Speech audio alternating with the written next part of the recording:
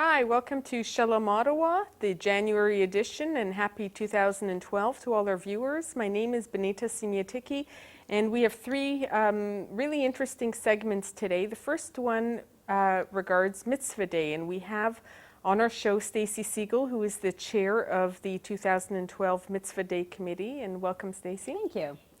Can you first explain what is Mitzvah Day? Mitzvah Day is a fantastic day, an opportunity basically to come out and teach our children about volunteerism and giving back, about kindness and the needs of others. And so it's essentially a day where we have about 500 members of our community, kids of all ages, adults of all ages, come out to our community center at the JCC, the Soloway JCC. And there's a variety of mitzvahs that are happening throughout the building. And it's really just an opportunity to give back to the community at large. And so we're doing, as I said, a number of mitzvot, some for the Children's Hospital, some for the Elizabeth Briere. We're doing some things for local shelters.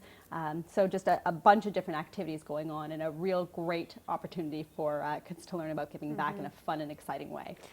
This has been done before. This is... Yeah. We're several years into it. How many years has this been going on? This is going to be year number 6. Wow. Okay. Yeah. And who sponsors it? What organ? Like it's sponsored Sorry, by the Jewish Federation. of Yeah, sorry, Ottawa, the Jewish right? Federation of Ottawa is who basically runs the program. Okay. And then as far as sponsorship, even though you didn't ask, I'm going to answer Right. anyways. We have Friends of Mitzvah Day, who are basically community members who make financial donations, and we also have a number of organizations and by way of grocery stores and whatnot throughout the Ottawa area who have been very kind and generous and giving us donations in kind to help supply us with what we need to give back to the Ottawa community. When is it? It's happening on Sunday, February the 12th. So this year is actually a unique year. We're doing some different things. And so one of the things that we've done is expanded. So we're doing off-site projects in the afternoon and on-site projects in the morning. In addition, we have a variety of events happening throughout the week leading up to Kindness Week, which is a United Way initiative that will happen, I believe their launch is on the Friday, February the 17th. So Mitzvah Day is intended to coincide with Kindness Week and to kind of extrapolate some of the values of that, I guess, and utilize them? Essentially. And so, I mean, Mitzvah Day, started, we're our own sort of thing, and it's grown substantially to the point where we're sort of at a maximum in terms of how many volunteers we can actually fit into the building. And so we've made this decision to sort of try and expand it. And of course, the idea behind Kindness Week is very much in tune with the idea behind Mitzvah Day, which is giving back and kindness and doing unto others. And so, we made a decision sort of as an organization and as a committee to try and merge the two in a sense and expand it and sort of reach out and try and get as many people involved over a course of days as we possibly can. Is the connection with United Way that their beneficiaries are actually receiving some of the mitzvot that you're creating? Absolutely, absolutely. Okay. So there is that connection, and in addition, again, what we're sort of trying to do is certainly the vision toward moving Mitzvah Day to be sort of around the same time as Kindness Week was that we would be able to reach out to other cultural communities as well. Clearly we've had a lot of success in our community. Mitzvah Day is very much supported by our schools, by our donors, and by our families. And we would love to see that extend to other communities as well. And so we've sort of invited them to take our lead and to take on something for Kindness Week that would be linked and connected to Mitzvah Day. Can you give me an example of some activities that you're doing and who the beneficiaries are going to be? Absolutely. So something we've done in the past that we're doing again this year are birthday celebration kits. And in fact, our demand has gone up substantially since a couple of years ago. And so back then we had been asked for about 100 kits, and basically what they are, they're birthday celebration kits. So it's sort of birthday in a box, if you will. We've got balloons, we've got candles, the kids make birthday cards, the kids make wrapping paper, the kids will put in all those things. We get cake mixes and icing that have been very generously donated this year from the Superstore in Westboro, as well as a few other grocery stores who are donating some different things to that as well. So that's one of the things that we try and do so that every child who is living in a shelter in Ottawa can celebrate a birthday. And so that's one example of something that we're doing. We're also doing Milk Bag Project, which is a new project this year, and so that benefits refugees who are living in Haiti. essentially it's making mats that will be going to, they're used by the hospitals, and it's, those outer colorful milk bags that you generally don't know what to do with except throw them in the garbage, can actually be used and cut up and then turned into these beautiful mats. And so that is one of the projects that we've undertaken to do as well. Are these events staggered through the morning in terms of the time that everything is taking place? So we have 2 sessions happening in the morning that are each 45 minutes. And basically what we do is we have volunteers come and pre-register if they can. And if they can't, they can certainly show up on the day of and see what's left to do. But we have the 2 sessions that are available, and they can register. So for one 45-minute session that goes from 9:30 to 10:15 this year, and then the second session from 10:15 until 11. And then, as I said, we have some off-site mitzvot starting from 12:30 onward. And so they include at the Mission and the Salvation Army in the afternoon. And then during the week, we have some different things as well. Some of them happening on campus. Some of them, for example, our blood donor clinic that's going to happen on the Tuesday, the 14th of February. That will be happening at the blood donor clinic on Carling Avenue. Okay, and then the on-site activities are happening at the Soloway Jewish Community That's Center. correct. Is that right? That's correct. And as well, sorry, I should clarify, Hillel Lodge as well. There's And going to be some Hillel things Lodge. happening there, including Locks of Love. Again, we have some people are going to be cutting off 10 inches to donate to Locks of Love to make wigs for children who, for medical reasons, don't have hair. And then we also have some activities happening with some of the senior residents over there as well. What is the youngest age, would you say, that children could help out? Well, when we are talking about things like Hillel Lodge, we basically say 0 and up, because even a little baby who goes over there is going to be a very welcomed guest by some of the seniors there, and will really sort of light up their day. And so, any age really, to do the actual activities and crafts and things like that, generally we say preschool age to really get sort of hands-on. So about 2.5 and up? Yeah, 2.5 3? or 3. I mean, they're certainly old enough to decorate wrapping paper. Okay. Stacey, I think we have to say goodbye. If anyone wants information, it's on the Jewish Ottawa website, right? Yeah, the Federation's at the Jewish website. Correct. And so we'll post that website on the show. And people have to register in advance? We strongly encourage pre-registration. We usually book up quite a bit. And so you can take your chance and show up the day of. But again, if you want to go onto the website, download the PDF, and give Rena Gershowitz a call, she will set you up and get you registered. Okay, thanks so much for coming in, you. and good luck with your event with Mitzvah Day. Thanks so much. Stay tuned, and we'll be right back with PJ Library. Hi, welcome back to Shalom, Ottawa. We're very privileged today to have Paul Lewis with us. Paul resides in Massachusetts. He works for PJ Library, and he happened to be in Ottawa today, so we snatched him to come onto the show and talk about the PJ Library program. Paul is the Director of Community Development with PJ Library, and welcome to Ottawa. Thank you very And much. welcome to Pleased our be show. here. Great. PJ Library has existed in Ottawa for about 8 months now. Can you explain what it is? Sure. PJ Library is an amazing program that sends Jewish children's books to kids in Ottawa from 6 months through 5.5 years. Every month, a Jewish child can receive for free an age-appropriate Jewish children's book so that he can read with his parents. We turn snuggly bedtime moments into Jewish moments.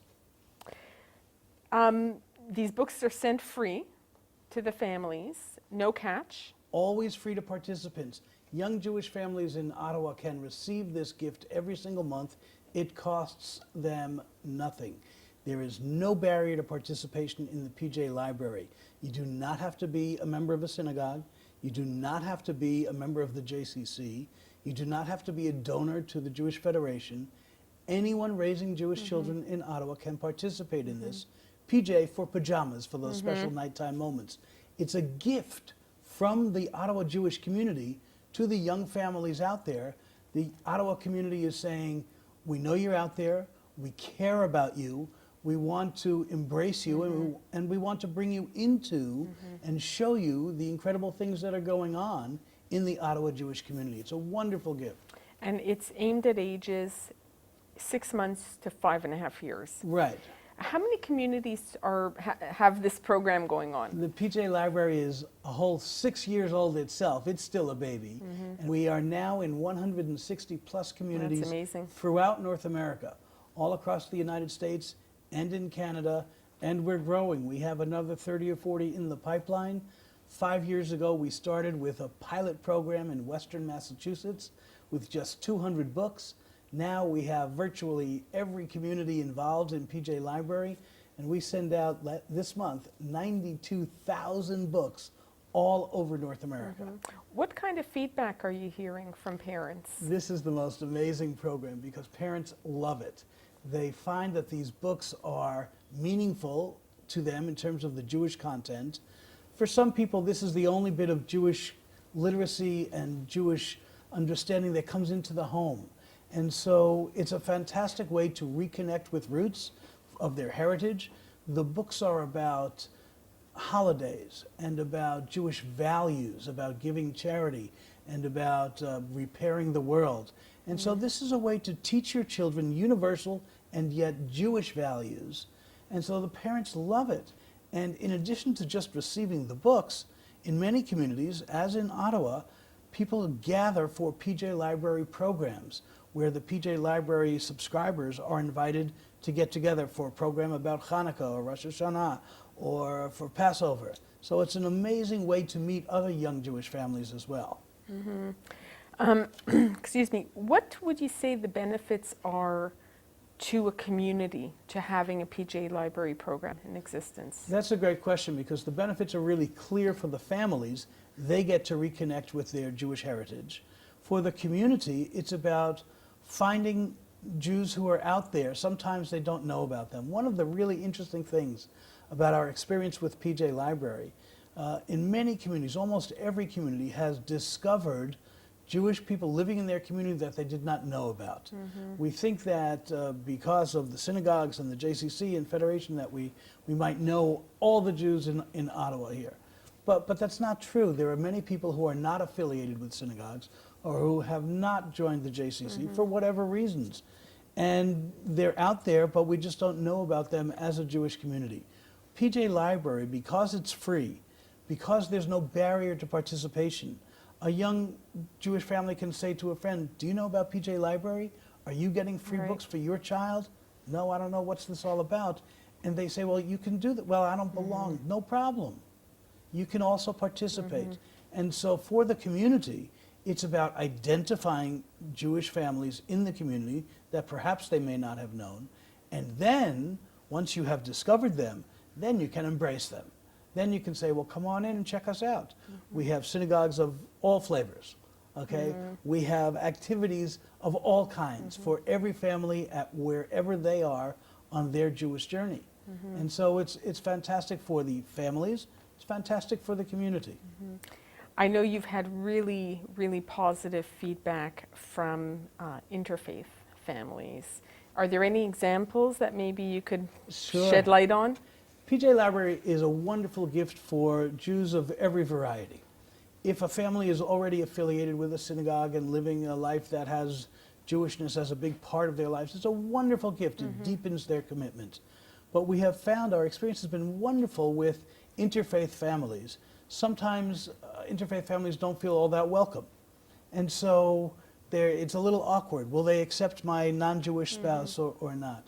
So many times interfaith families have written to us to tell us that they have learned about Jewish life along with their children through the PJ Library books. And some have become so interested that several cases we have of the non-Jewish spouse actually becoming a Jew by choice because of the PJ Library. They started their Jewish journey with children's books. They were so intrigued, they learned more. And some have already gone through the conversion process. It's not that that's our main purpose. That's not what we're really after. That has happened as a side benefit, if you will. But for many families, it's about understanding what Jewish life and culture and holidays are all about and giving them the language and the jargon and the understanding of what's really going on, starting through the eyes of a child. It's fantastic.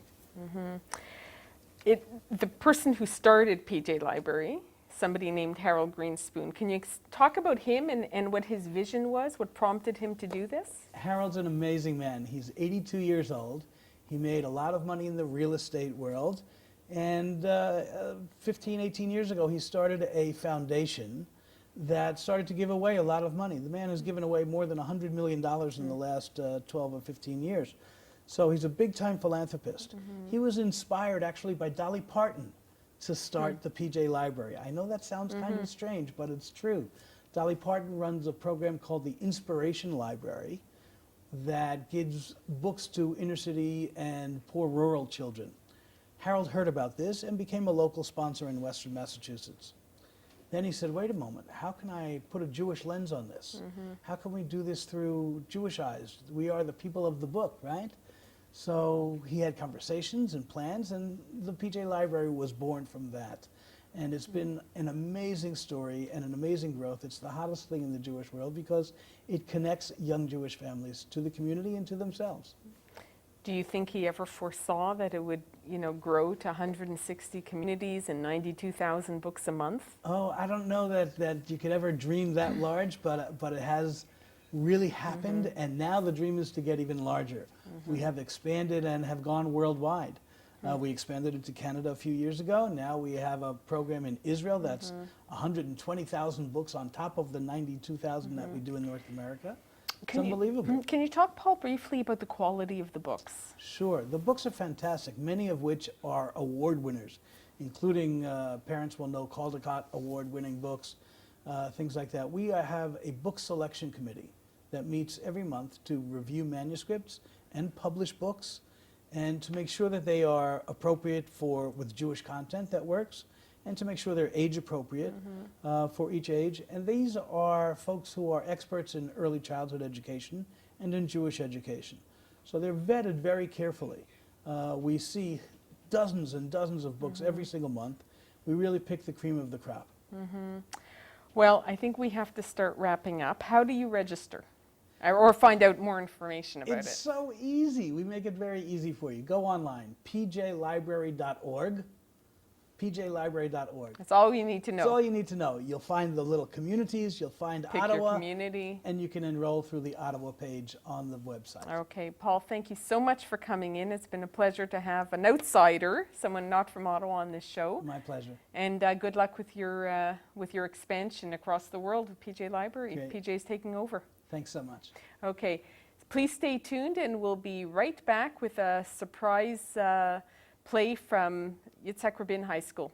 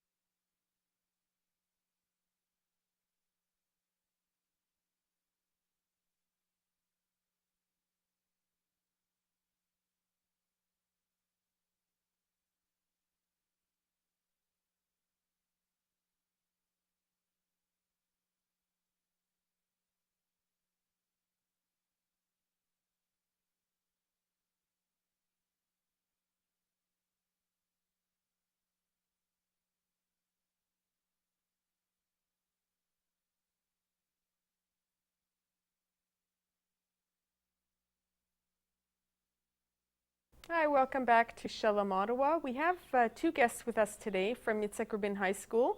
The first guest is Cynthia Bates, who's the director of the drama production that will be shown in February.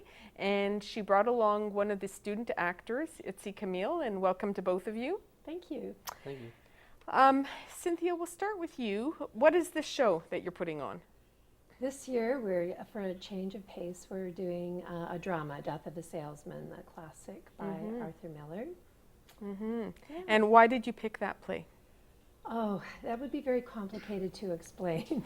We went through a lot of different possibilities, and we ended up having more students I ended up having more students in the class than I'd anticipated, and I wanted to use them all. So I needed to find a production, a play that would match not only the number, but the gender distribution. Okay. And it's an intriguing play. One of the students who's been with me for a couple of years has been asking me to consider it. And it's part of the CAPI's program, It is, right? yes. Can you briefly describe what that is? Yeah, CAPI stands for Critics and Awards Program, and it's high school. It's celebrating high school theater. So there's about 35 schools in the Ottawa region, the National Capital Region, who put on plays, and they also put together a critics team of students who go to other schools to watch their plays and then write reviews on them. And the reviews get selected anonymously. The best ones get some publication in the daily paper. Okay, and Itzy, over to you. As you have one of the leading roles, or the leading role, right? Yes. Okay, who do you play? I play Willie Lohman. And, Can you explain what kind of character he is? Willie Lohman is an old man who had the wrong dream. His mind is in the wrong places. He wanted to go into business, be a big businessman, and that wasn't really what he wanted in his heart. Okay, so it's a little bit about going off track from what you're... Yeah, it's about, following what you really want to do and keeping your mind in the right place. You've been in productions before, Yeah, right? I've, You've worked your way up, Yeah. so to speak. The first production I was in was, I was actually in grade 8. I wasn't in the high school yet, but they needed a replacement, so our lovely Ms. Bates here decided, all right, this kid's good enough, let's put him on the stage. So I was there in grade 8, and then in grade 9, I did Brighton Beach Memoirs, which was another production of ours, a comedy, and I was the main role in that, and I won a CAPI award for that, Best Comedic Actor, and that was fun. I was in last year's play, and now I'm in this year's play. So what grade are you in now? I'm in grade 11. Okay. Cynthia, how many students are in the cast? 13. That's Yeah. a lot for... It's a big cast. for your We've school. been doing mainly smaller ensemble plays the last couple of years, so that we have between 5 and 7 students, and they have roles that are more or less equal in terms of their stage presence. But this one's the first really sort of, I don't want to say unbalanced, but there's about 4 roles that are really, really big, and then another handful of roles that are sort of medium, and then there's a few roles that are very, very small. But we've put together a team that understands that every role is important, regardless of how small it is. So When did you start rehearsing? we started back in November. Okay, and when is the show? The show opens. We're doing a matinee on the 13th of February at the school, mainly for students in the school, but other people are welcome to come. And our opening night is February 14th, and we are on the 15th, and the 16th is our Cappies night, when the Cappies critics will come from other schools. Okay. Itzy, does being in this show, has being in the shows kind of ignited a career interest in acting? Not acting in particular, but the stage life. Yeah. I like being on the stage. I want to do stand-up comedy. So, I could see why. but yeah, I guess I like being laughed at in any way, shape, or form. Not many people say that, actually. Is there, how do people get tickets? Do they have to call the school? If they call the school, the main office of the school, the tickets are available now. So they can be put aside, they can be reserved over the phone or purchased over the phone. There'll be probably tickets available at the door, but we have in the past come pretty close to selling out most of our nights, or sold out some nights. So you know, people are interested, and I hope they are interested because this group is doing a really fine job of a difficult and challenging play. Are most of the students in the senior grades? You know what? We've got a real range of students this year. We have students in every single grade. 5 of the cast are in grade 9, so brand new Wow. students who came in, and that's why I hadn't planned on them, but they showed up, which was great. And then we have a couple in grade 10, and we've got 3 in grade 11 and 3 in grade 12. So the distribution is wonderful, and they work well together. And the show is at the school? It's at the itself? school in what we call our gymtorium, because we transform the gym at the school. Well, I've been there for last year's show, and it was amazing what a transformation Oh. it was from a gym to like a regular theater. Yeah, well, that's Yeah, what we try to it's- create. yeah. So to keep it intimate between the audience and the performers, and to make it attractive. I mean, a gym isn't really the most, you know, attractive Conducive, place yeah. for conducive to drama or theater, and so we try to transform it. Okay, well, I'd like to wish you the best of luck, Itzy, and Thank I'd say you. break a leg, but we don't really want like you my leg. to do that. I don't blame you. Keep both of them intact. Oh, thank you. Good luck with your part and with the show, and good luck to you, Cynthia. We'll post on the screen Okay. a phone number to call for tickets. And Excellent. tickets are how much? They're $12 for students and seniors, and $15 general admission. Okay. Yeah. Okay. Thank you very much. Thanks so much. Itzy We'll hope to see you. And Cynthia, Thank you. definitely. Good. And best of luck. Thanks. Thanks for watching, everybody. This has been the January edition of Shalom, Ottawa, and we'll see you next month.